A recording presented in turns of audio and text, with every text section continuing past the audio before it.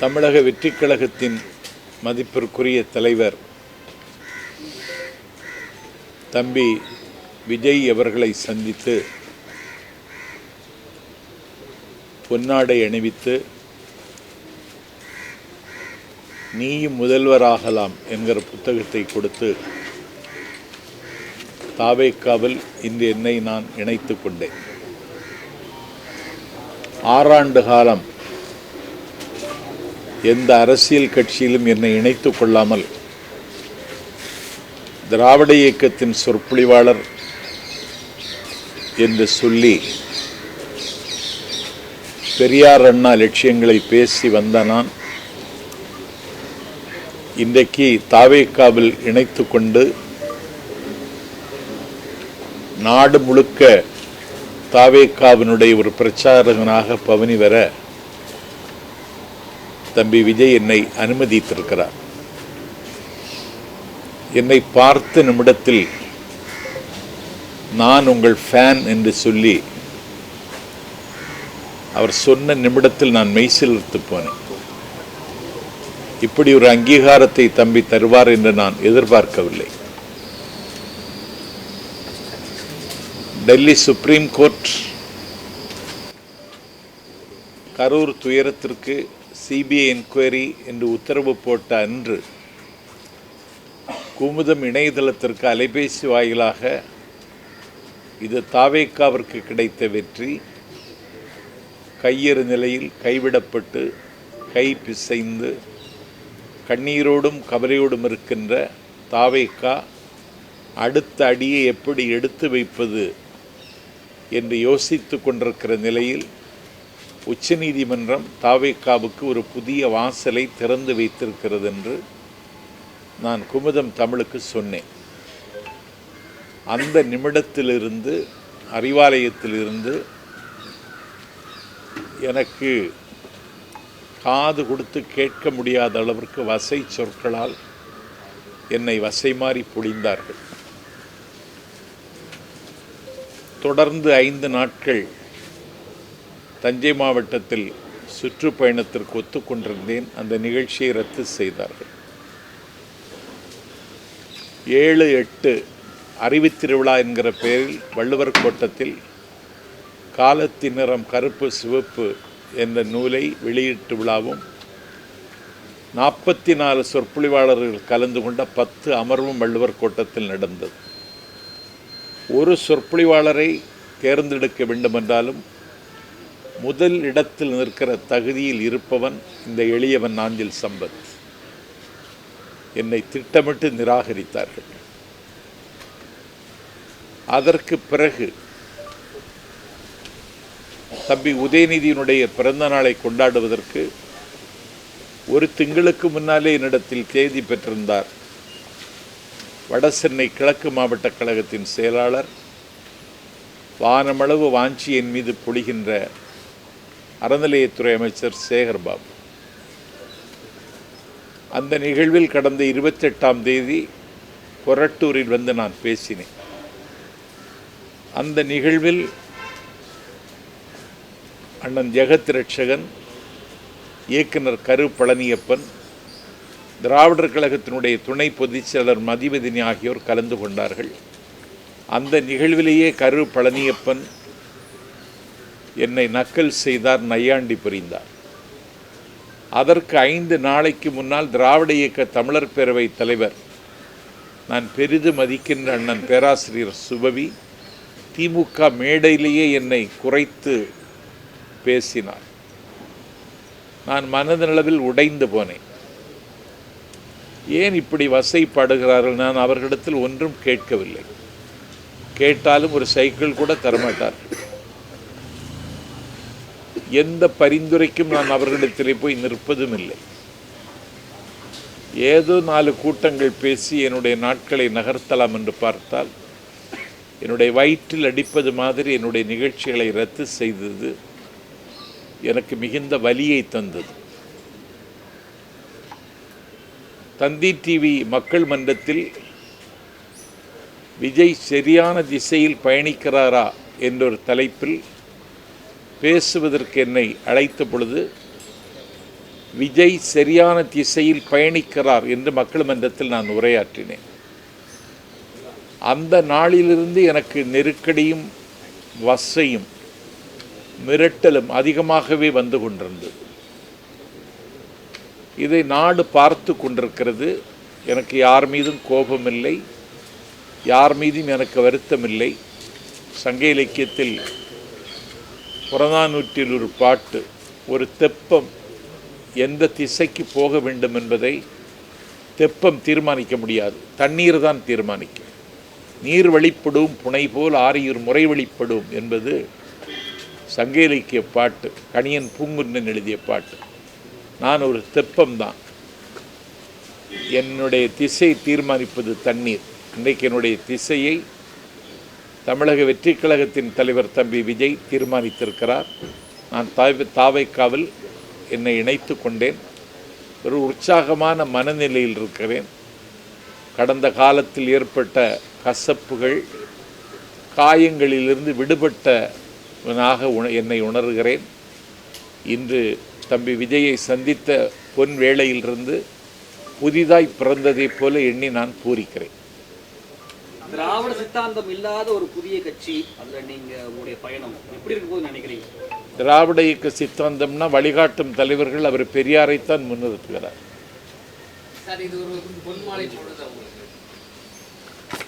அதை விட அதிகமாக ஏதாவது இருக்கா? அப்படி ஒரு பொழுது. ஏன்னா அவர் பெரியாரைத்தான் முன்னிறுத்துகிறார். பெரியாருக்கு காவி உடுத்தி, காவி சாயம் பூசி, பெரியாரை பேசக்கூடாதென்று சங்கிகள் அரசியல் அதிகாரத்தோடு தமிழ்நாட்டில் அழிச்சாட்டியம் செய்கிற காலத்தில் புதிதாக தொடங்கிய ஒரு அமைப்பிற்கு வழிகாட்டும் தலைவர், கொள்கை தலைவர் என்று பெரியாரை தம்பி விஜய் முன்னிறுத்தினார். பாபா சாஹிப் அம்பேத்கர் இந்தியாவினுடைய அரசியல் சட்டத்தை ஆக்கி தந்தவர். அவர் பட்ட பாடுகளும் அவர் சுமந்த சிலுவைகளும் சொல்லி மாள முடியாது. அவரையும் கொள்கை தலைவராக ஏற்றுக்கொண்டார். அதை தாண்டி எனக்கு ரொம்ப மகிழ்ச்சி, பெருந்தலைவர் காமராஜர் அவர்களை குலக்கல்வி திட்டத்தை சக்கரவர்த்தி ராஜகோபாலாச்சாரி கொண்டு வந்த பொழுது 6000 பள்ளிகளை அன்னை தமிழகத்தில் திறந்து 9 ஆண்டு காலம் இந்தியாவின் விடுதலைக்காக சிறையிருந்து 9 ஆண்டு காலம் தமிழ்நாட்டின் முதலமைச்சராக இருந்து த காமராஜ் பிளான், நேரு ஒப்புக்கொண்ட அந்த பிளானை தந்த, இந்தியாவில் 2 பிரதமர்களை தீர்மானித்த கிங் மேக்கர் காமராஜரையும் கொள்கை தலைவராக ஏற்றுக்கொண்டார். கை குழந்தையோடு விடுதலை போராட்டத்தில் கராகரத்துக்கு சென்ற அஞ்சலை அம்மாளையும், இந்தியாவினுடைய விடுதலை போரில் முத்துவிடகநாதர் என்கிற தன்னுடைய மணாளன், சிவகங்கை சீமையின் மன்னன், காளையார் கோவில் என்கிற கானப்பேல் சிவன் கோவிலில் பட்ட பகலில் கொல்லப்பட்ட பொழுது மாலை சூட்டிய மணாளன் இறந்து விட்டான் என்ற ஈர செய்தி கேட்டு கோவிலுக்கு நேராக சென்று கொல்லப்பட்டு கிடக்கிற முத்துவிடகநாதர் என்கிற மணாளனுடைய அந்த இரத்தத்தை நெற்றியில் பூசி விருப்பாட்சி வரைக்கும் நடந்தார் வேலு நாச்சியார். அன்றைக்கு ஹைதர் அலி 4000 போர் வீரர்களை கொடுத்து விருப்பாட்சியிலிருந்து சிவகங்கை வந்து வெள்ளை ஏகாதிபத்தியத்தினுடைய 6 கால்களை வெட்டி சாய்த்து சிவகங்கை மீட்ட வேலு நாச்சியாரையும் அவர் கொள்கை தலைவராக ஏற்றுக்கொண்டிருக்கிறார். இப்பொழுது அவர் பிரச்சாரம் என்று சொல்லி வீதிக்கு வருகிற பொழுது 1967 நிலத்திமிங்கலங்கள், பண்ணை பிரபுக்கள், ஆலையரசர்கள் கையில் இருந்த காங்கிரஸ் ஆட்சிக்கு முடிவு எழுதிய அறிஞர் அண்ணாவையும் 1977 ஆட்சி மாற்றத்திற்கு அகரம் எழுதிய மக்கள் திலகம் எம்ஜிஆரையும் அவர் அடையாளப்படுத்துகிறார். ஆகவே தமிழ்நாட்டில் என்னை பொறுத்தவரையில் பேசுவதற்கு நிறைய செய்திகள் இருக்கிறது. இனிமேல் பரபரப்பாக இருக்கு. விஜய் என்ன செய்வார் என்ற நம்பிக்கையில நீங்க திராவிட மேடைகளில் உங்களுக்கு ஏற்பட்ட புறக்கணிப்பு, அவமதிப்பு தான் காரணமா, இல்ல விஜயை பத்தி நீங்க பேசுறது பிற்பாடு இந்த அவமதிப்பு ஏற்படுது? இல்ல, நான் 6 வருஷம் எந்த கட்சியிலையும் சேராம தான் இங்க வந்தேன்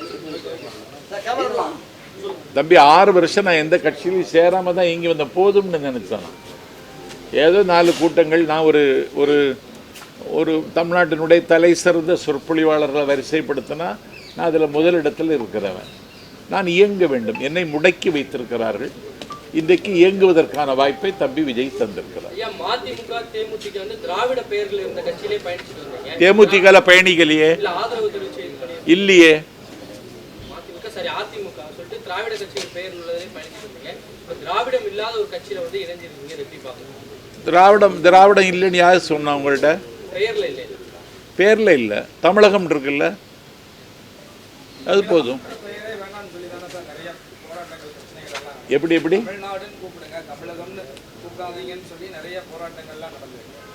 இல்லை, அவர் கட்சிக்கு தமிழக வெற்றி கழகம்னு பேர் வச்சிருக்காரு. தமிழ்நாட்டில் ஒரு குழப்பம் இருக்குது. திராவிட தேசியம் வேறு, தமிழ் தேசியம் வேறுன்னு. அதெல்லாம் கிடையாது. தமிழ் தேசியமும் திராவிட தேசியமும் ஒன்று தான். திராவிட இயக்கத்தினுடைய நீட்சியாகத்தான் நான் தம்பி விஜயை பார்க்கிறேன். விஜய் என்ன மாற்றத்தை கொண்டு வருவார்? மாற்றாக விஜய் கிட்ட நீங்க என்ன மாற்றத்தை கண்டுட்டீங்க? விஜய்கிட்ட இருந்து என்ன மாற்றத்தை அவர் கொண்டு வருவார்னு சொல்கிறது அவர் அறிவிக்க போகிற இந்த தேர்தல் அறிக்கையில் நமக்கு தெரியும்.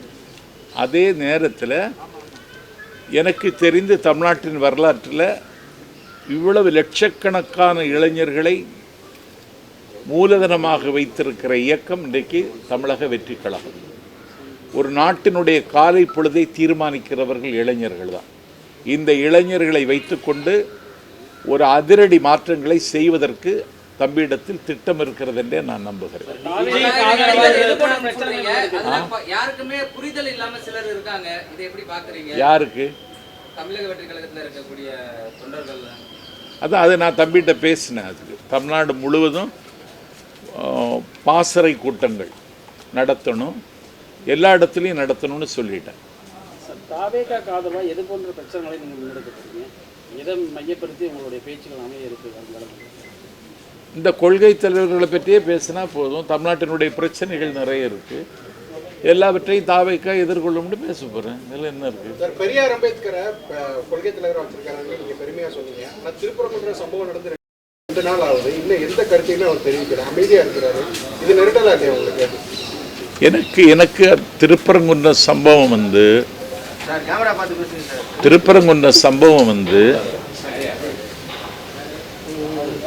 ஏன் விஜய் பேசலன்னு நான் அவர்கிட்ட கேட்கல. ஆனால் பேசாமல் அவர் இருப்பது ஒரு வகையில் நல்லது. ஏன்னா திருப்பரங்குன்றம் சம்பவத்தை வைத்து குன்றம் எங்களுக்கு, குமரன் எங்களுக்கு என்று சொல்லுகிறவர்கள் ஒரு கலவர அரசியலுக்கு கைகால் முளைக்க முடியுமா என்று யோசிக்கிறார்கள். இதில் ஒரு தரப்புக்கு ஆதரவாகவோ ஒரு தரப்புக்கு எதிராகவோ கருத்து சொல்லாமல் இருப்பது விஜய் பொறுத்தவரையில் அவருக்கு நல்லது.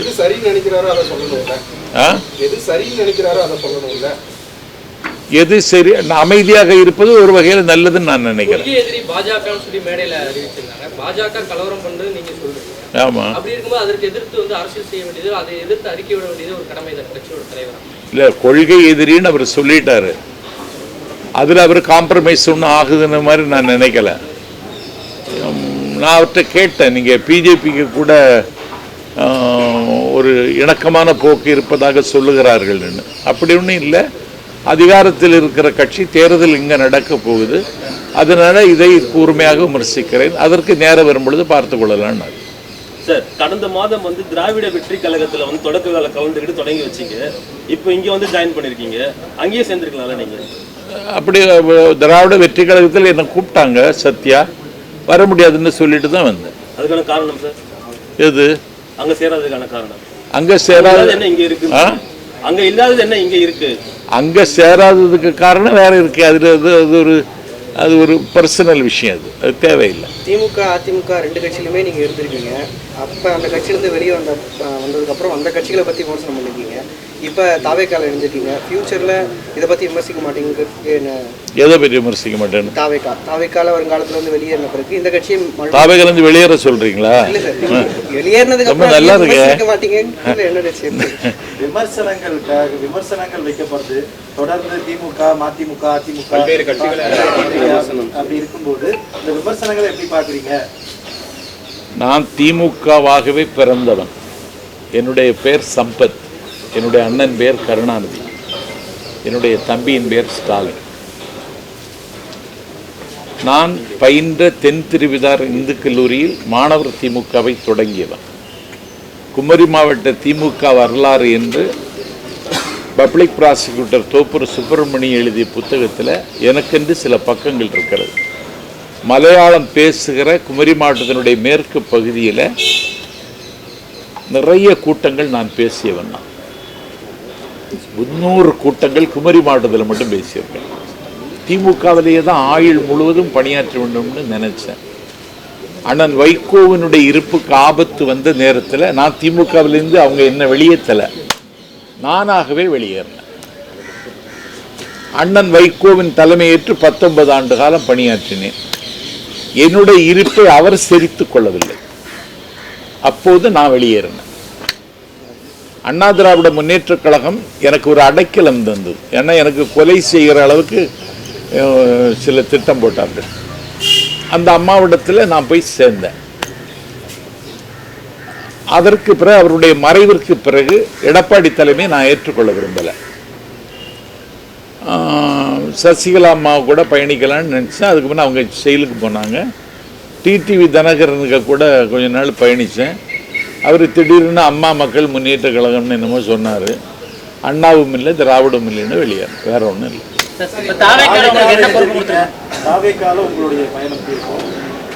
என்ன பொறுப்பு?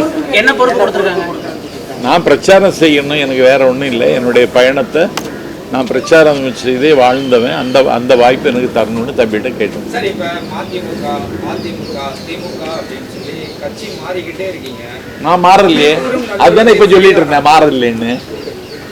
நான் கட்சி மாறல தம்பி. அதான் இணைந்திருக்கேன்னு சொன்னேன். 6 வருடத்துக்கு பிறகு ஒரு கட்சியில் இணைந்திருக்கேன்னு சொன்னேன். அடுத்தடுத்து மாறிக்கிட்டே வர்றதுக்கான நம்ம எடுத்துக்கிற முடியும். இது இணைந்தது அப்படின்னு எப்படி எடுத்துக்கிறது? இணைந்ததுதான், மாறலையே. எப்படி எடுத்துக்கிறதுன்னு எங்களுக்கு புரியல. நான் இன்னைக்கு தாவேக்காவில் இணைந்திருக்கிறேன்.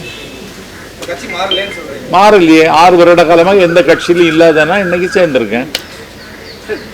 ஆரிய எதிர்ப்பு சனாதன எதிர்ப்பு பண்ற அளவுக்கு தாவேக்காவுக்கிட்டையும் விஜய்கிட்டையும் வல்லமை இருக்குன்னு நினைக்கிறீங்களா? ஏன்னா 70 ஆண்டு கால வரலாறு திராவிட வரலாறு தெரிஞ்சவர் நீங்க. ஆமா, புதுசா ஒரு கட்சி தொடங்கிய ஒரு நடிகர் விஜய், அவருக்கு வந்துட்டு பாஜக மாதிரி ஒரு சனாதன எதிர்ப்பு மாதிரி சித்தாந்தங்கள்லாம் எதிர்க்க நினைக்கிறீங்களா? எனக்கு தெரிஞ்சு ஒரே நேரத்தில் 2 பவர் செக்டர் ஸ்டேட் அண்ட் சென்ட்ரல அவர் கேள்வி கேட்கிறார்.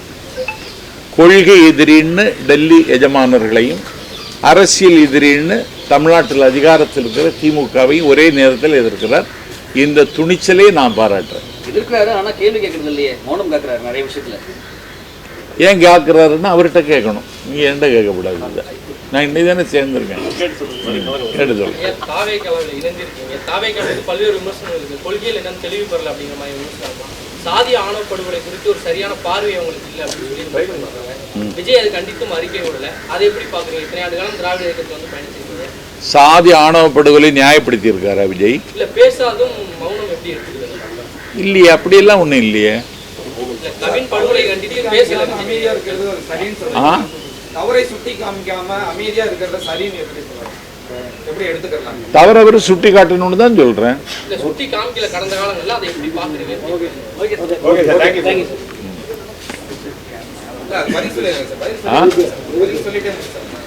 சொல்லுங்க. கடந்த காலையிலேயே சுட்டி காமிக்கல, அதை எப்படி பாக்குறீங்க? தாவேக்கால இணைந்திருக்கீங்கல்ல?